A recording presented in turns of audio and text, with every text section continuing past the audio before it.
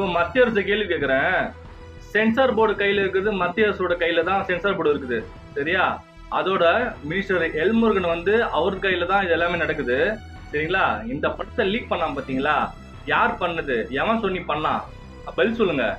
Censor board issue என்ன பதில் சொல்ல போறீங்க? நீங்க படத்தை வந்து ரிலீஸ் பண்ணாம தள்ளி வச்சு பண்ணீங்க. கிட்டத்தட்ட 2 மாசமா பண்ணீங்க. இப்ப படமே கட்சியில ரிலீஸ் பண்ணிட்டானுங்க. பாதி கொஞ்சம் லீக் பண்ணிட்டாங்க சீன்ஸ். இது யார் விட்டு போனோம்? எவன் விட்டு போனோம்? நீங்க தருவீங்களா அந்த காசு இப்போ? அவன் அதாவது வட்டிக்கு வாங்கி படத்தை எடுத்து 1000 பேர் 2000 பேர் அதுல வந்து ஒர்க் பண்ணி தூங்காம நைட் பகலா உழைச்சி ரா பகலா உழைச்சி ஒர்க் பண்ணியிருக்கானுங்க. மனசாட்சியில் அதை ரிலீஸ் பண்ணியிருக்கானுங்களே. தளபதி விஜயனாக அதாவது அவர் மேல வன்மத்தை வச்சு இந்த விஷயத்துல கேவலமா செய்யறானுங்க. இது யார் பண்ணான்னு எல்லாருக்குமே யாருக்கு தெரியும்னு சத்தியமா தெரியல. ஆனா யார் பண்ணிருப்பான்னு மக்கள் கண்டிப்பா ஜட்ஜ் பண்ணிருப்பாங்க. இதுக்கெல்லாம் மக்கள் பதிலடி கண்டிப்பா தருவாங்க.